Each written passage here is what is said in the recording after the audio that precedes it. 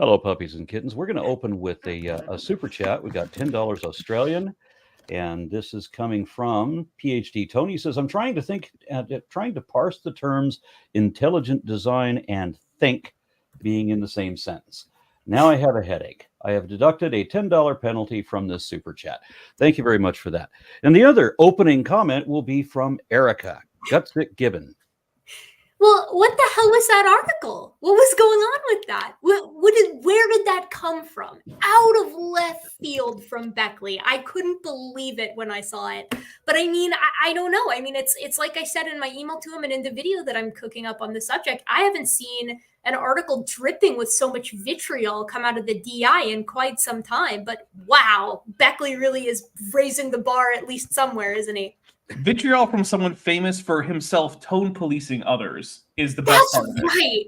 That's right, Dapper. Isn't it interesting that he spent so many articles getting on Dave's case for his mean language, and then the first thing he does come out the gate, when he thinks he can pick on someone smaller, that's when he decides to act like a jackass. I couldn't believe it. There was a header about me in one of his that said, seriously, what is wrong with this guy?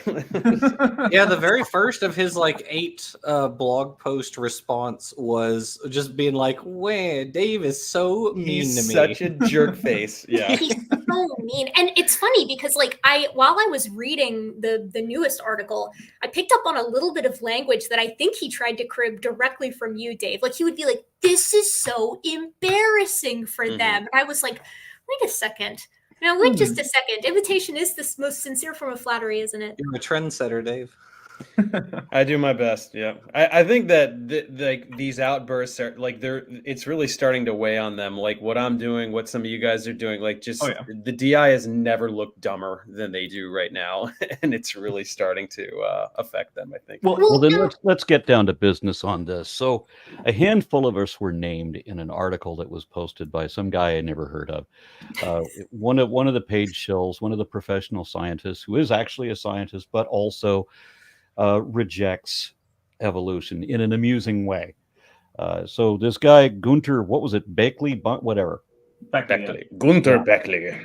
Gunter Bechly. Yeah. One of the things he said in this article that he names all of us here present, and he cited that we were just terrible, awful people, and he puts in this list, and then follows that with and other, what was it?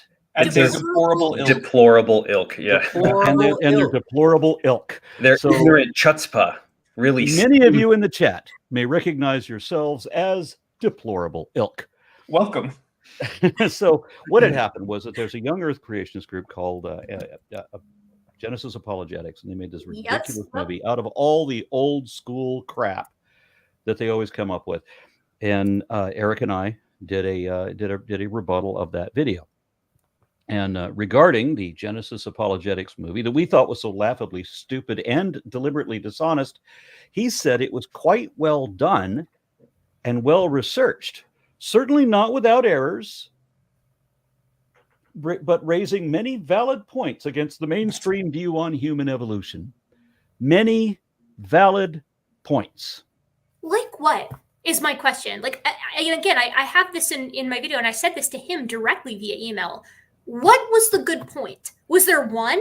Because I didn't see a single one when we went through that. And I annotated the book version of that exact little video that has even more wrong with it. Contested Bones by Sanford and Roop. Roop being the one who had a finger in the pie of the Genesis Impact film, if you can call it that. And I struggle to come up with a single correct thing. Not like, I mean, I'm being hyperbolic here, but really and truly, there is not much to that text, just like there is not much to the video, which is why Gunter is drilling down so hard on this one point that he thinks he has. And the spoiler, of course, is that he doesn't even have this one. He doesn't even have this one point that he had. He's helming it as his singular life raft. Well, now you've given away the spoiler. Was it a spoiler? Was it really a spoiler? Because I kind of feel like we all saw this coming. For them to congratulate a young Earth piece like that, do you think that it's just that they failed so miserably at trying to appear academic that they're just sort of now pivoting. They're just like, well, let's just go full young Earth apologetics. I actually think it's a wink to their young Earth followers, because the thing is, the DI doesn't like to take a position on the age of the Earth, and they do have old Earthers among them, but they also have young Earthers. But they kind of keep that on the DL, right? They're like, yeah, I'm not so sure how old the Earth. Like James Tour, when he was asked that, he was like, well, I don't know how old the Earth is. Which is basically him saying he's a young Earther. Yeah, so it's like I don't think they're going to embrace young Earth, but I do think every once in a while they like to give a little wink to the young Earthers among them, like, "Hey guys, look, we know that you're part of our shtick, but we kind of have to be a little bit separate from." Well, and they used sacrifice to not do all that. Intellectual integrity by doing that. So they just, used to not. Yeah. They like it used to be the case that like Stephen Meyer used to very proudly say, "Oh, I would argue with Duane Gish on the airplane to evangelical events that the age of the Earth is actually quite old." You don't hear anyone saying that kind of stuff anymore. Mm-mm. They're just like, age of the Earth, don't worry about it. Because old Earth creationism is basically extinct, right? There's one prominent organization, and even when I say prominent, most Christians who are creationists have still never heard of like the Reasons to Believe with Fuzz Rana and is it Hugh Ross? Hugh Ross, yeah. Mm-hmm. And it's consolidating the flock, no? I mean, that's all this is it's consolidating the flock to try to protect them from hemorrhaging any more followers of these ideas, right? And like again, like they have to turn it into an us versus them thing, where it's like the holy religious people and the evil secularists, like completely forgetting how many people out there are like science affirming religious folks, but if they draw the line in the sand, they can make themselves seem so holier than thou.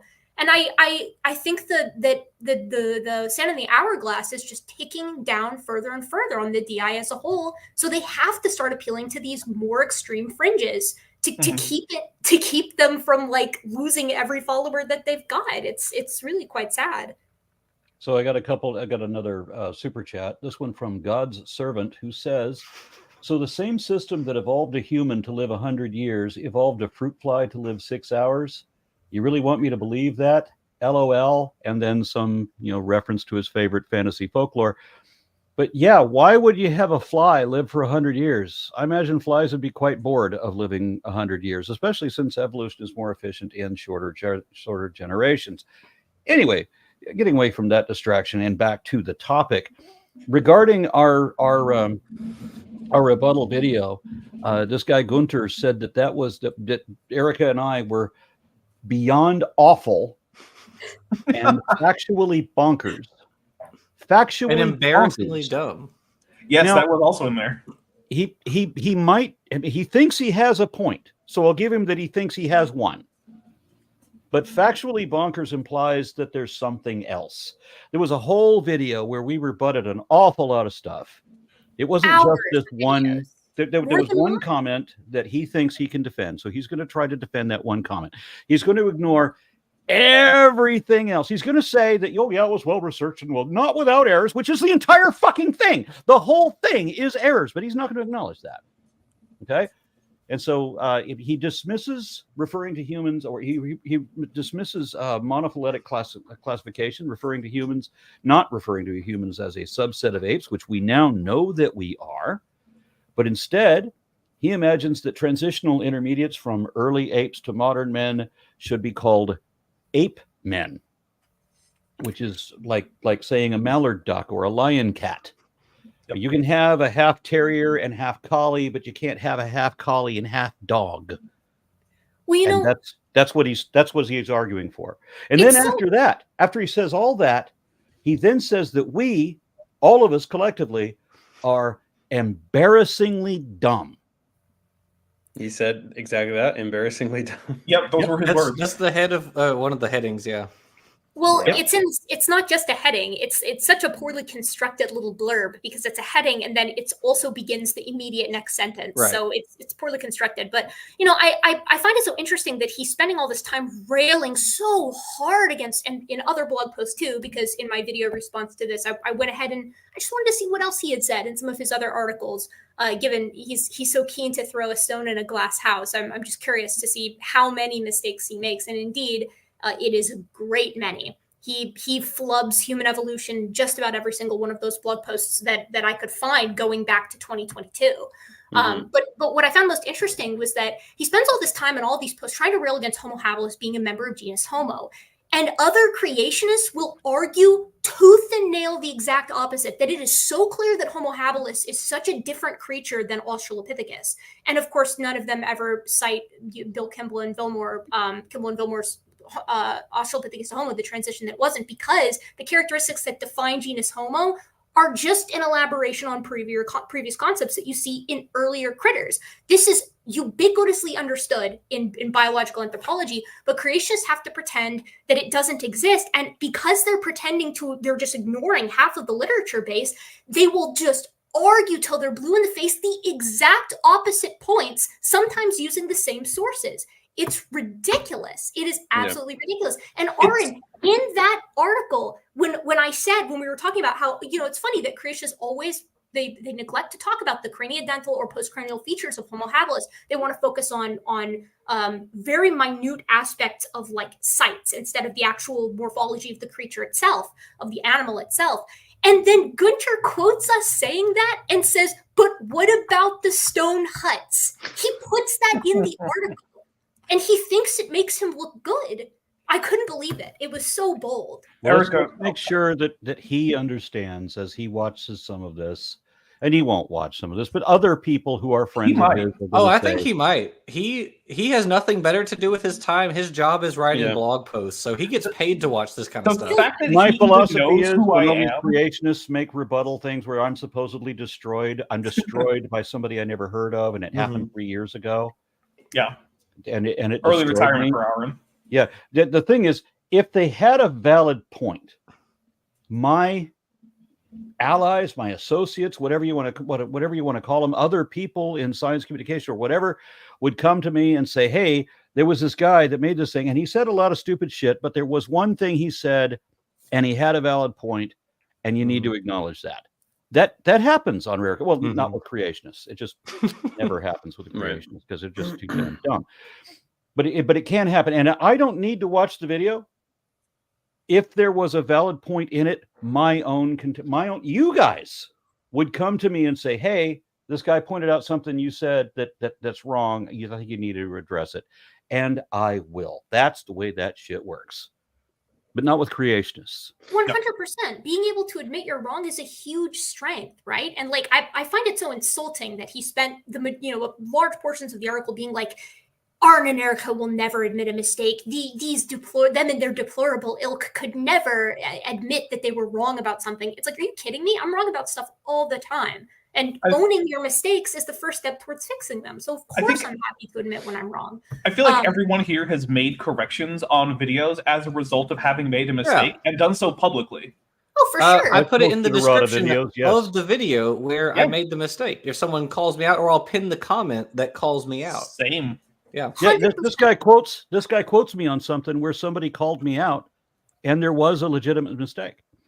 The criticism that this guy Gunter brings up, he cites, which everybody does. Everybody who hates me cites this one article that was written by some guy with a hate boner against anybody anybody he sees as a Jesus mythicist, anybody that he thinks believes that there was never a historic Jesus. So the guy writes hit pieces against everybody who holds that position.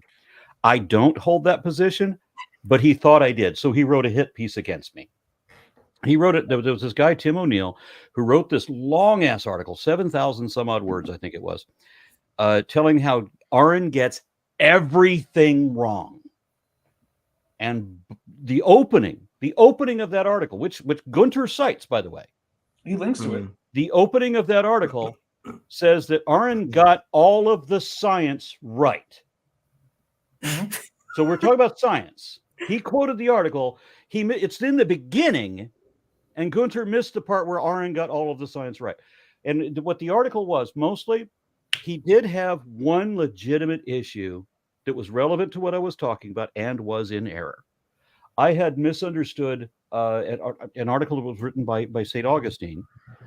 And I was reading not the original article, I was reading a critique of it by the Catholic Church that was talking about how unfortunate it was that St. Augustine had this position which implies that we're living in a flat Earth. He said that if there are people who live on the other side of the world whose feet are opposite of ours, then they must have their own Jesus, their own flood, their own whatever.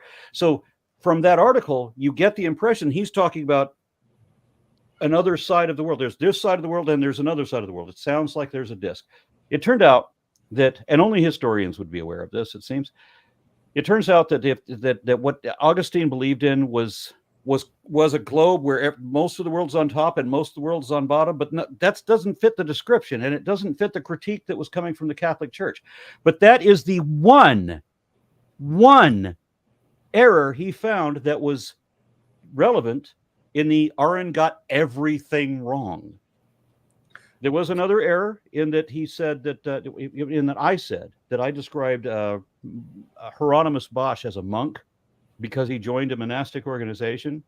But it turned out, after further research, after he'd been called out for it, I looked it up and realized that it was no longer monastic after he joined.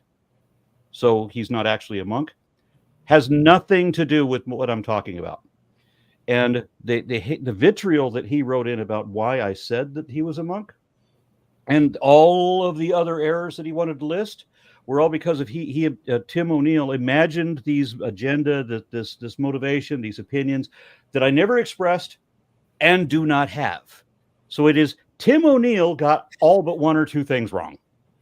So, basically what that I've never done like the historical side of it, but Bechly has never written anything about me specifically. But Till now, Dave and I co-wrote the scripts that were on Bechly and also the one that was on Meyer. And so Bechly came out and was defending himself and also Meyer's honor in the 8 blog posts that Dave and I then responded to. We did Luskin first. First he did Luskin and then he did Meyer. Right. That's why he got the Luskin double. still exists. Yeah, he was one of my first targets way back when. But yeah, in those blog posts, so I guess those weren't, so he's never written anything specifically about me, but we responded to those, and it is safe to say that Bechly got pretty much everything wrong. Every point of fact that was relevant to all of the arguments that we made. You guys are talking over each other.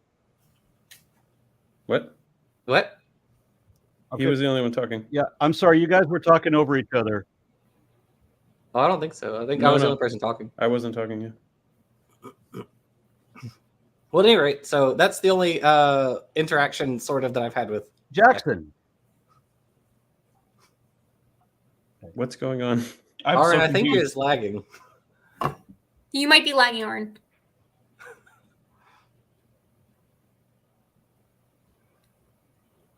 Okay, go ahead. Continue.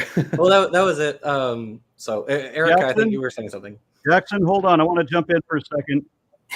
Jackson, reset your computer for me, please, because you're talking over everybody else with a huge delay.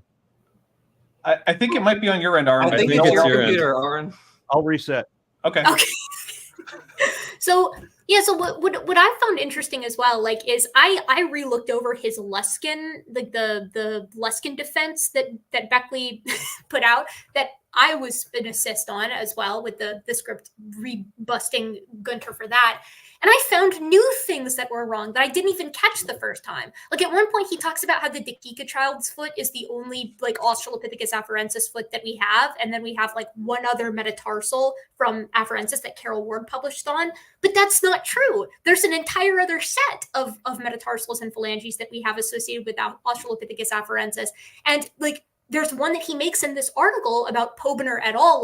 And he does some really sneaky shit with it that I've talked about it in my video, but he basically is trying to say the whole argument, to take a quick step back, that they're making in this article that Gunter's trying to support Genesis apologetics on is that at the DK site in Olduvai, which Aron and I talked about, and I was talking about a Hyrax Hill site for the most part, that is the wrong site. Now, I want to kind of cover my ass here and explain why I got the site wrong.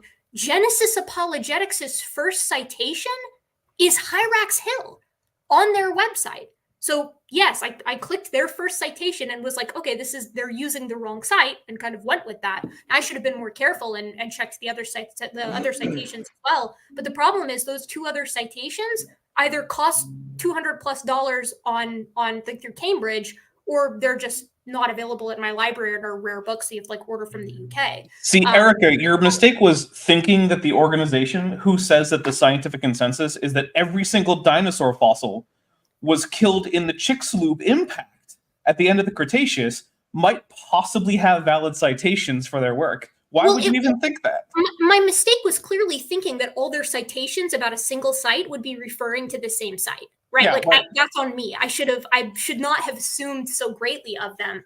But it's interesting because Gunter, in defending Genesis apologetics, and the argument that they're trying to make is that you find Homo habilis bones at this DK site in Olduvai. Then you also find Homo erectus bones at this site in Olduvai at a much higher strata, separated by a couple 100,000 years. And what Gunter is arguing, and what he's argued in the past, parroting Genesis apologetics, is that it's very clear that Homo erectus hunted Homo habilis, and therefore Homo habilis is just a dumb bushmeat ape, right? Like it can't possibly be intelligent. It can't be a transitional species because of that. Okay, hold on. The stone hut that they say is a stone hut is not supported as a stone hut and hasn't since the 1980s. It's a pile of basalt rocks that are the result of weathering. And because there's a heterogeneous mixture, right? That's my understanding of it. The basalt, it like sticks up in these large piles. That was done by Potts. That was done by two other guys that have done a 2017 and a 2023 paper respectively on the geology of this DK site. But moreover, the Homo habilis bones at the site are not butchered. The Homo habilis bones don't have any butchery marks on them. The other animal bones do. And so it's reasonable to conclude that the only critter at that site, at that strata at 1.9 million years ago, Homo habilis, was the tool user using the tools on the other organisms because they couldn't use tools. Not that this whole strata, which has been dated again across several 100,000 years, were pervading back in time. It makes absolutely no sense. But to make matters worse, he cites this article from 2023 by Pobiner et al. And he's like, aha, at other sites that have Homo habilis at them, you find butchery marks on hominin bones. And so I saw that and I was like, okay, well, that's kind of weird. Are the butchery marks on Homo habilis? Because I've never heard of this, butchery marks on Homo habilis bones near this location. Nope. The bone was assigned to Homo erectus. The one he's proposing is hunting Homo habilis. That's amazing. That is one of the slimiest things I've ever heard. Right, and he calls it a Homo habilis locality to lead you to believe that because it's a Homo habilis locality, Homo habilis was the one being hunted. And he has it in a list of other kind of supports for Homo habilis being the victim of Homo erectus. But the bone that he's talking about has previously been assigned to Homo erectus and Paranthropus, never Homo habilis. So like it's just wrong. It's incorrect. It is a bold like mistake that he made in the article where he's saying that everybody else is making all these mistakes. When in reality as well, the mistake that, and I take full responsibility for this, the mistake that I made, right? Saying that Genesis apologetics was calling Hyrax Hill, was using Hyrax Hill as the site instead of this DK site. I only made that mistake because Genesis apologetics made it first. And I didn't have access to the other sources. But other than that, we didn't make any other mistakes in that video, nor in any of the other Genesis apologetics videos. But instead, Gunter wants to hone in on a singular gotcha that he thinks he has and use that to bring the whole house down when his entire idea is also boldly not supported by the literature. It's incredible. Let me just jump in here with a quote from his article.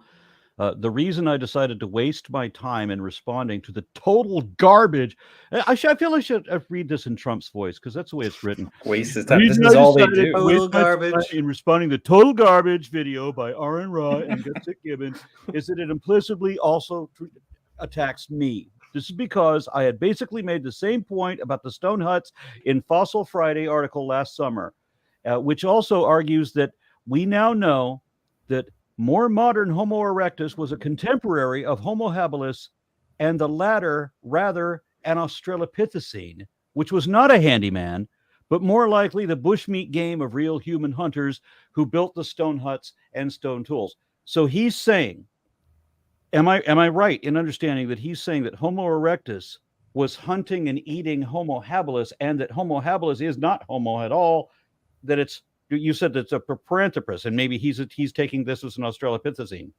No, what he's saying is that at that site, Erectus was clearly hunting Habilis because you find them in the same like portion of the geologic column, but they're separated by hundreds of thousands of years. So there is zero link that you can actually draw at this site with Homo erectus and Habilis being contemporaneous. Now, they were probably contemporaneous at other sites, but the other site he uses, Kubifora, they also weren't contemporaneous at. They were also separated by hundreds of thousands of years there. And his support, the butchered bone that he claims is at a Homo habilis locality, belongs to Homo erectus. So where is the support for any of the arguments that he's actually making? It doesn't exist. But Erika, have you considered that if you accepted his position, then he would be right, and that's what he wants? No, Dapper, he's not even right then. Even if we take his idea to its conclusion, his very last statement where he gives the big gotcha, he reads a quote from me where I say, if you could find Homo habilis remains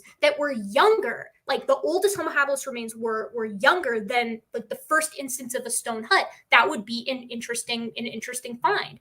But the oldest Homo habilis remains are 2.8 million years old, almost 1 million years older than this site. So even if you give him everything, that these are actually stone huts and that Homo erectus hunted habilis at this site, that still wouldn't preclude habilis as a transitional. So he has goose egg. He has no support for anything that he's saying.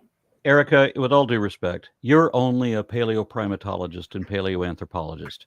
He is a paleoentomologist. Yeah. I have a bin full of Miocene ape 3D printed teeth that I'm currently sorting into maxillary and mandibular. Like it's so okay. If I may, so it's funny you mentioned that, Aron, because Bechly is also very bad in all of his like the invert paleontology stuff that he wrote. Because Dave and I went through a bunch of that because most of what Bechly does is Precambrian and Cambrian stuff for. I'm sorry, I'm terribly confused because the Discovery Institute has him listed as a paleoentomologist. Well, he is. By trade, but they all do whatever they want. Right? Insects? Mm-hmm. Yes. Yep. So by trade, that's what he does.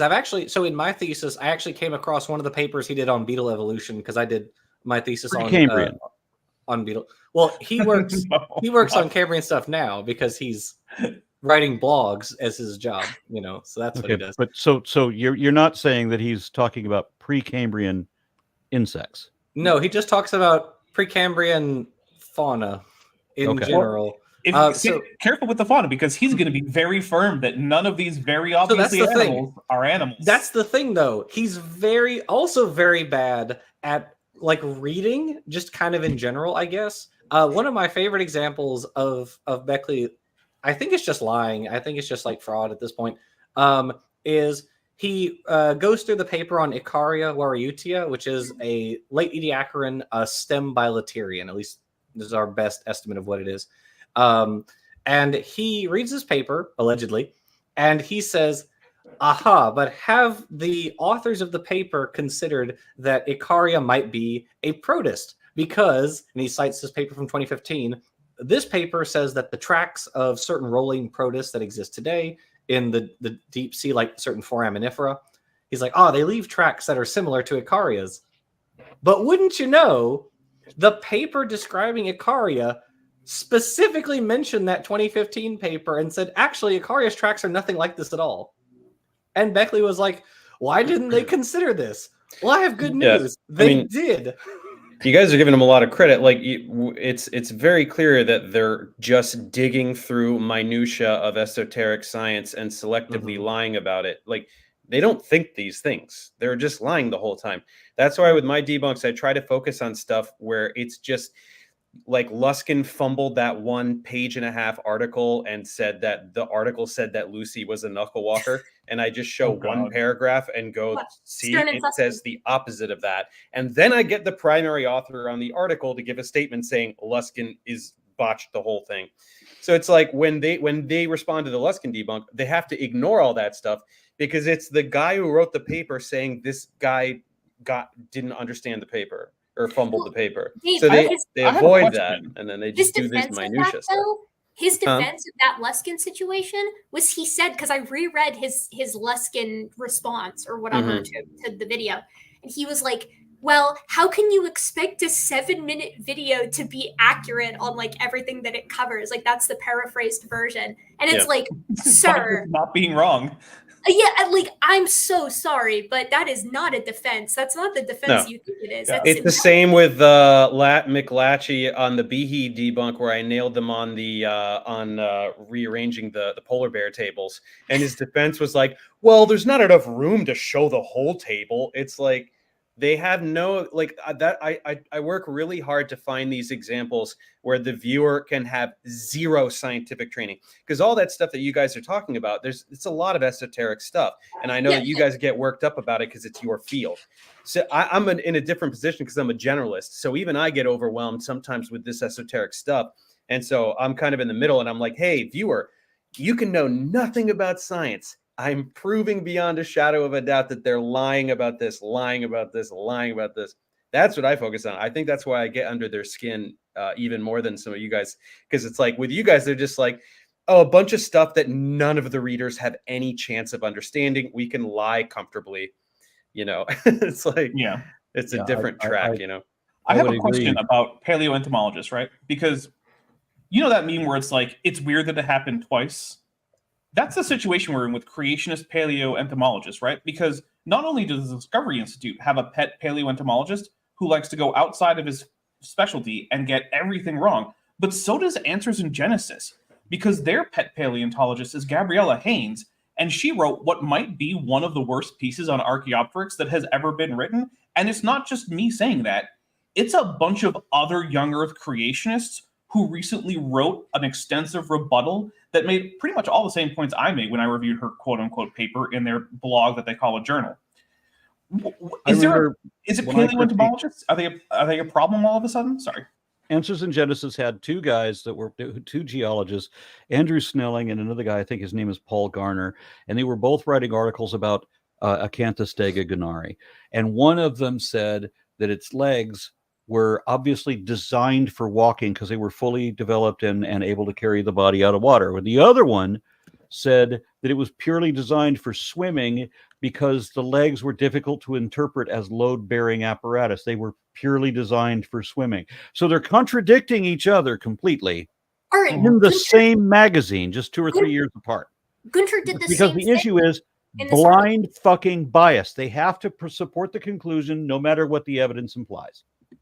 Gunter did the same thing in this article, and at one point too, he said something that is just boldly wrong and can't be supported by any table of like reported hominin brain case sizes that I've seen in the past 10 years, right? Like he says there's a clear gap in the brain case size of Australopiths and Homo, right? It doesn't matter which Australopith you're talking about. It doesn't matter which member of Homo you're talking about.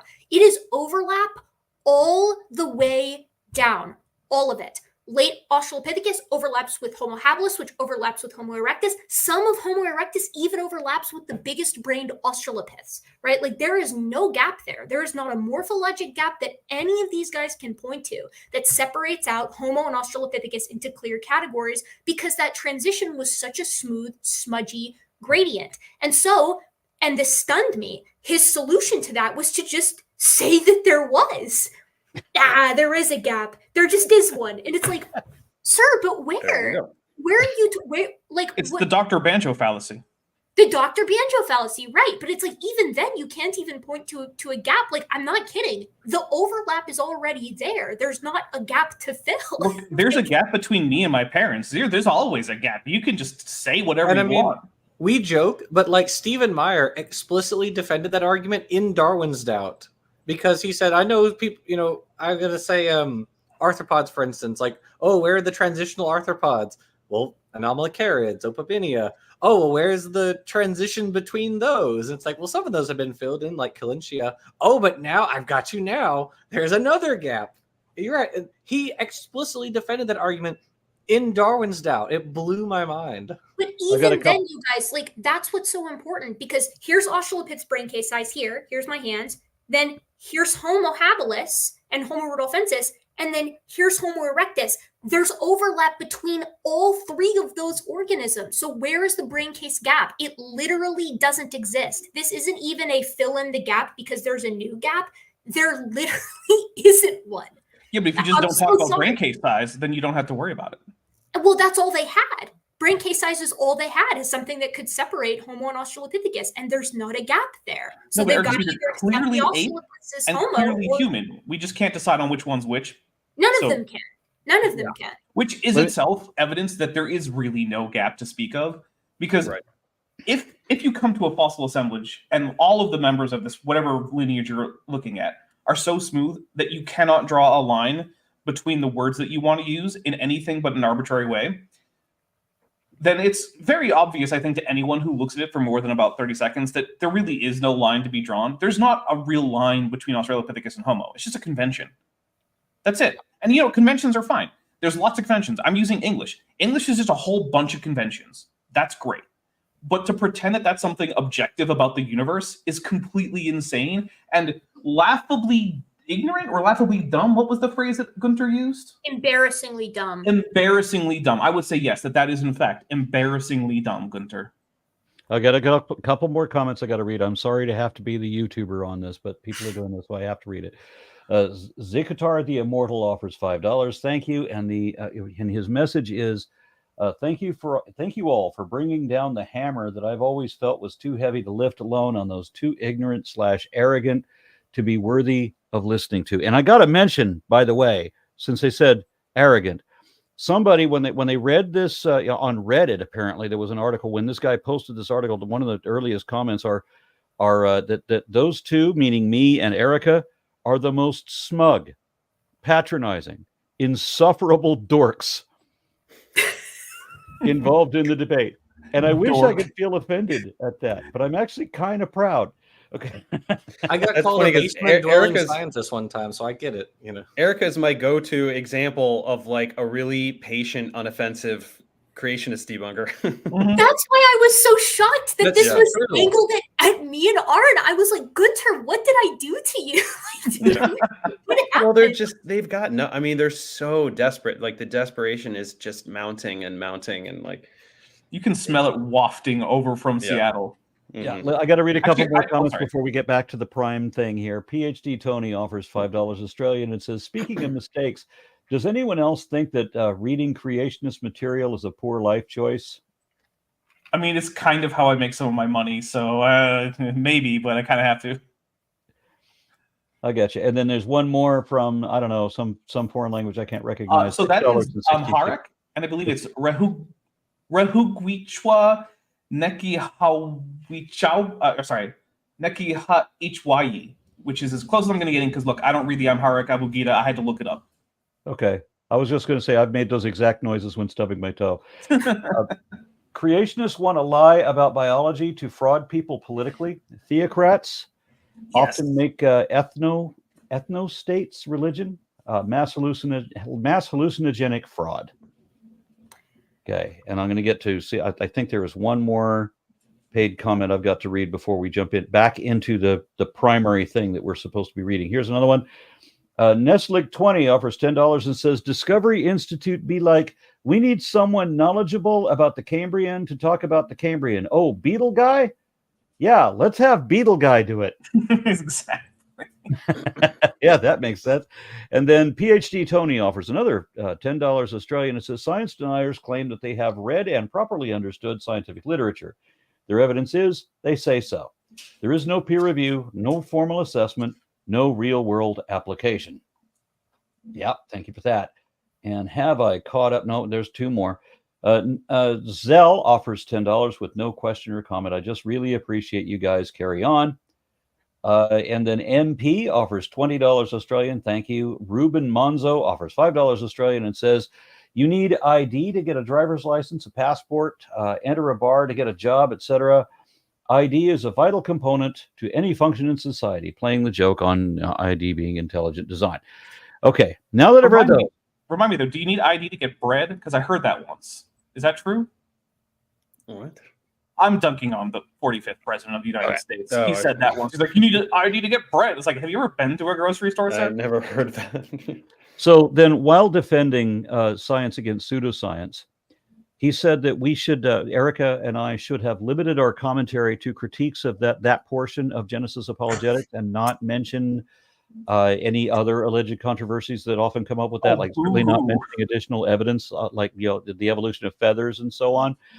And he accused us of ranting about how stupid religious believers are and how wonderful enlightened scientists are, but we don't do that.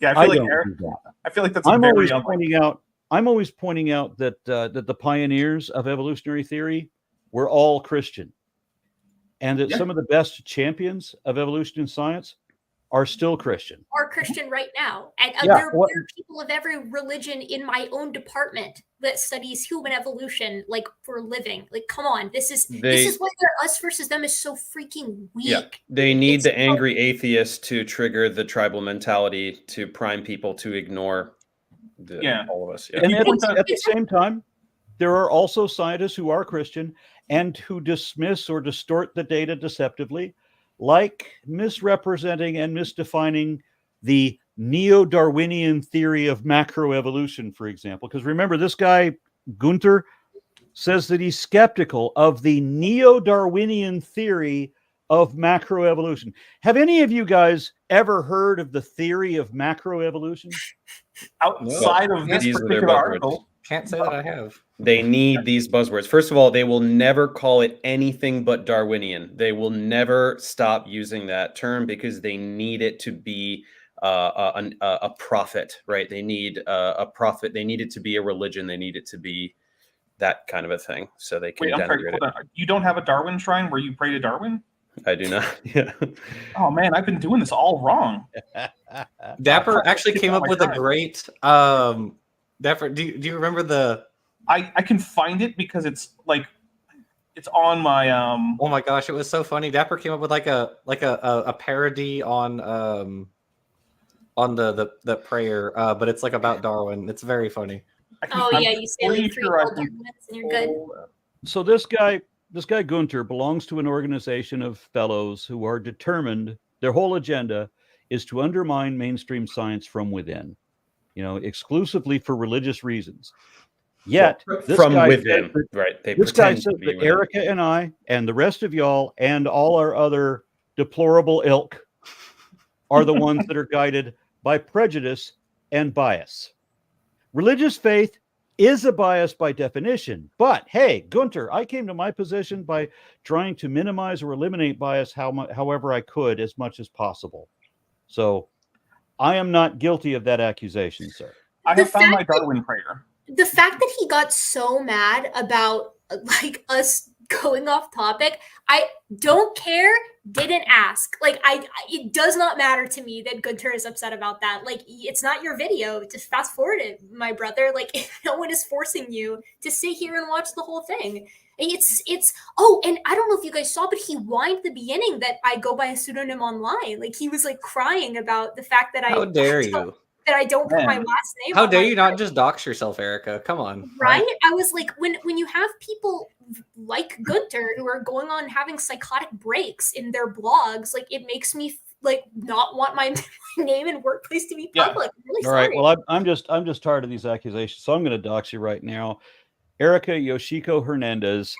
There you go. Busted. I'm boring. I don't even have a pseudonym. I don't have cool cartoons like Erika does. It's just me. I'm just Jackson. Hello. Nice to meet you. Dude, I think he's mad because I say this and I'm repeating myself here saying that this all is in my video, but this is all fresh on my mind because I just finished editing it a while back, a couple days ago.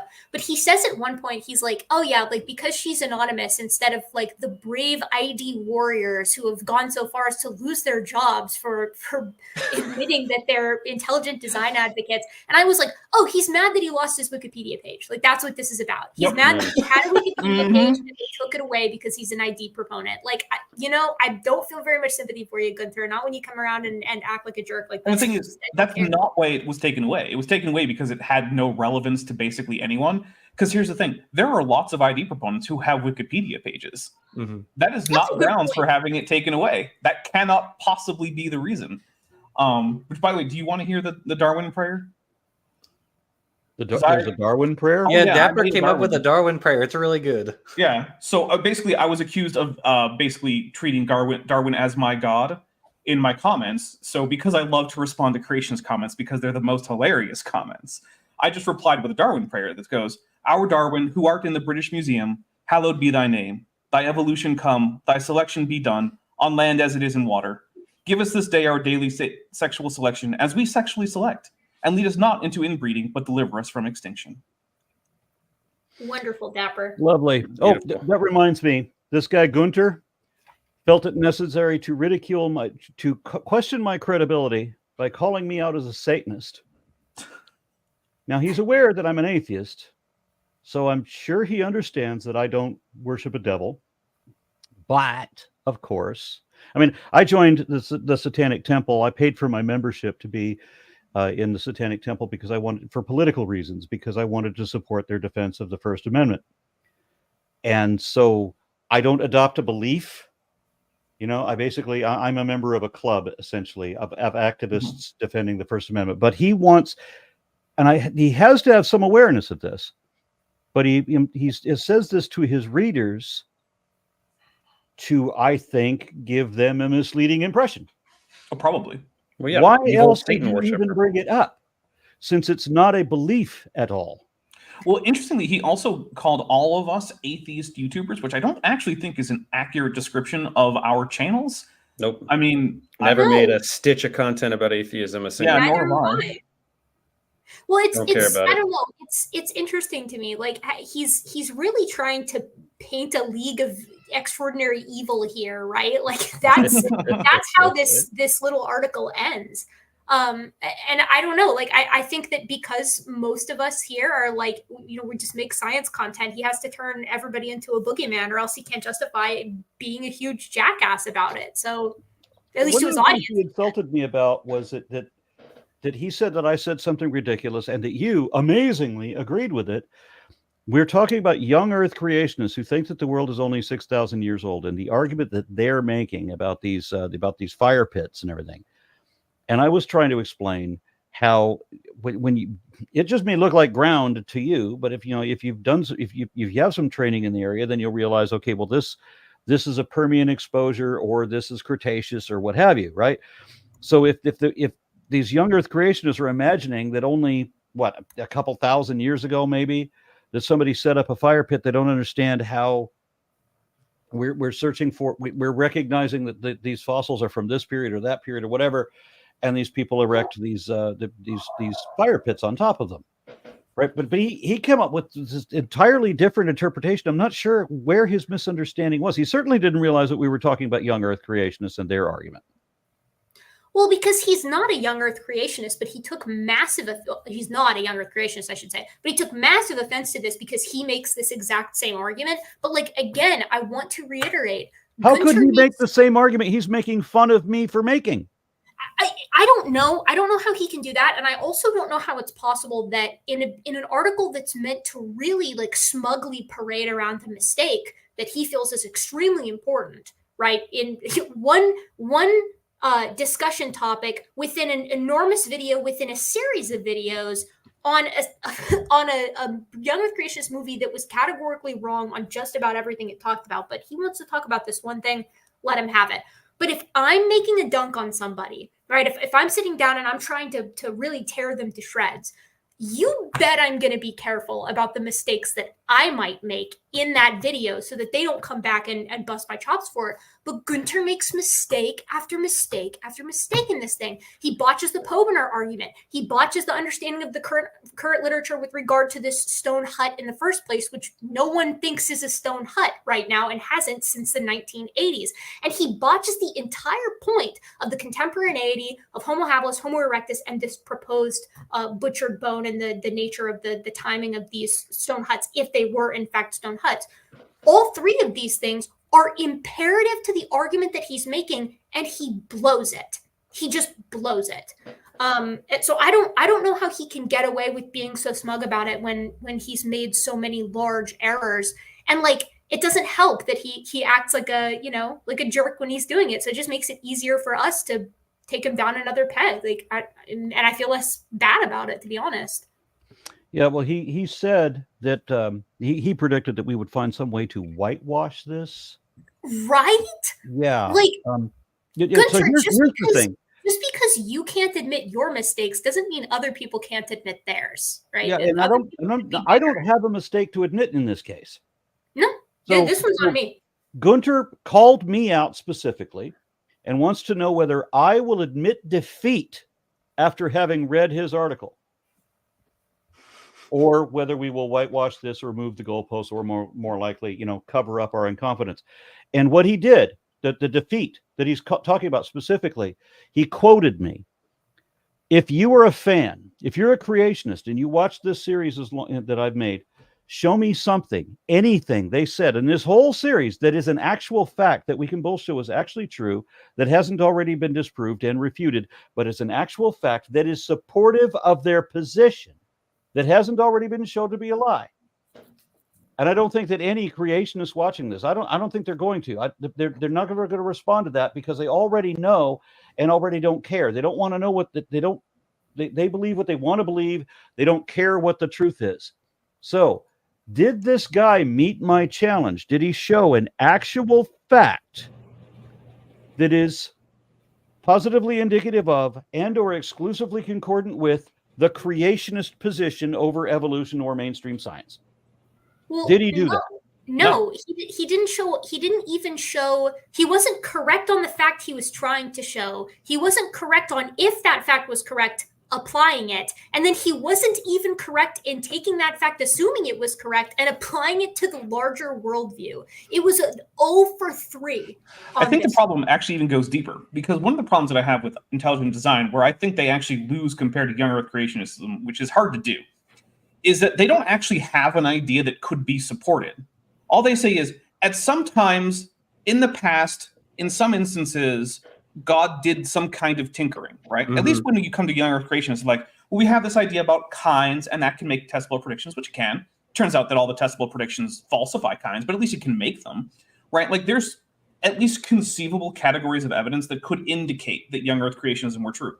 With the bland ID that the Discovery Institute puts out, like, there is not, I couldn't even conceive of something that would indicate that they're right, because they don't have enough of a position to have such an idea that they could be right. There's nothing there. It's just a bunch of hazy mush that says, well, I don't like evolution, so maybe God created what? The phyla? Did he also then separately create the ape species? Like, it's all just a haze of yeah, we called him out specifically for that in Dave's videos. Both in the first video that we did on I actually think it was the Meyer video. We pointed out how Meyer talks about, like, okay, as you said, Dapper, maybe God created the phyla in the Cambrian. Okay, so nothing in the Cambrian is related to the late Ediacaran animals, right? Even forms that are the same, extremely similar. Exactly, because Cloudina and several other animals actually cross the boundary from the Ediacaran into the early Cambrian, and so it's like, he killed them all and then recreated the same one. Right. The Ediacaran was just God's like alpha test, and a few bugs made it into the Cambrian. But then, as he was going through his Cambrian beta testing, he found and squashed those particular bugs. So just don't worry about it. But in general, creationists hate talking about Ediacaran fauna. I actually just filmed yesterday a reaction video to some Muslim creationists, and they botched this too. All creationists need for the Cambrian explosion to be a literal explosion of all the animals. They don't want to talk about any animals prior to that. Was one of them Sabur Ahmed? Yeah, that one. Yeah, I have a series on those coming out too. Wait, no, no, he's not finding truth, is he? I don't think so. He just goes by his name, I think. Oh, sorry. Okay. Well, yeah. I did a debate with a Muslim apologist named Finding Truth on the Cambrian explosion. Oh, yeah. In which we never actually talked about the Cambrian explosion. Yeah, no, they have. I had a formal debate with Sabur Ahmad once. I saw that, and the audience was coming up to me during the break to tell me the things that he was misquoting. That he was, and of course he was. And there was one thing that he said that I wasn't talking about, because he used a term that I didn't describe it as in my book. So obviously, I described it actually twice. I just didn't use that term. I don't remember what it was, but it was 2 different places in the book. But I wasn't sure what he was referring to, because I don't use that term. So apparently, all he did when he said that he read my book was do a Control F, and he didn't see that. So he said I never spoke of it. At one point in one of Gunter's articles, he does the exact same thing. He cites a paper of someone who says that the pelvic inlet or the pelvic complex of Australopithecus looks like distinct from Homo, right? Like, because he's trying to defend Luskin. This is one of the ones he was trying to defend Luskin. I click on the link, I go to the paper, I unlock the paper, and it says, while there are some characteristics that are basal in this pelvis, it overwhelmingly looks like Homo. Like, it looks like genus Homo, right? So, like, the quote mining with Gunter as well is off the charts. He does it at many opportunities, and it's quite shameful. All right, so I think we've covered this part, at least the part where he was attacking me and Erika, and his call out to me about whether I need to concede defeat to fucking what, dude? Or did you defeated me by not meeting my challenge? You have. Let me just repeat that. Hey, Gunter, show me any actual factual evidence, any body of objectively verifiable facts that are positively indicative of and or exclusively concordant with the creationist position over evolution or atheism or however you want to do it.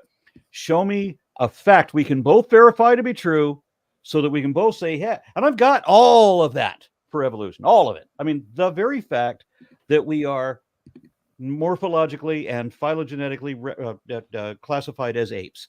That is a fact that is concordant with evolution and kind of contradicts creationism straight up. I mean, the molecular phylogeny of living primates, all of the work done on that, the ERVs, everything, all of that, the base similarity of 98% or 96, however you count it, all of that are facts that are discordant with creationism and support evolution. Can you show me fucking anything that supports the ridiculous claims in your favorite folklore? Can you do that? I don't think you can. I don't think anybody can. I'll give an easier challenge here because I have to go here in a couple minutes, but I wanted to, so I'll leave it to you guys to finish with the stuff that doesn't have to do it directly with me and Aron. But I'd like to hear one thing at all that was correct in the Genesis Impact movie, even. Like, if you watched it, Gunter, and you said it was so good and so well researched, not without errors, of course, but overall, on the whole, a pretty good piece. What did they say that was right? I would like to hear that. That's my question for you, Gunter. And as I said to you in our emails, I very much look forward to, in my upcoming video on the subject, taking your Stone Hut's argument out behind the barn, shooting it and burying it alive. Because I'm actually emailing with this guy. Oh yeah. You know, he's like, oh, thanks for being a good sport, and it's like, okay. All right. Like, well, sorry, I got this assignment from the hires up. Yeah, I guess. I mean, I've got all the sources now in my possession almost. Once I have the last one from Jackson, I'll have my entire Thanos glove ready to annihilate Gunter on this. But you know, I mean, it's just like, don't pick fights that you know you can't win is really what I'm saying here.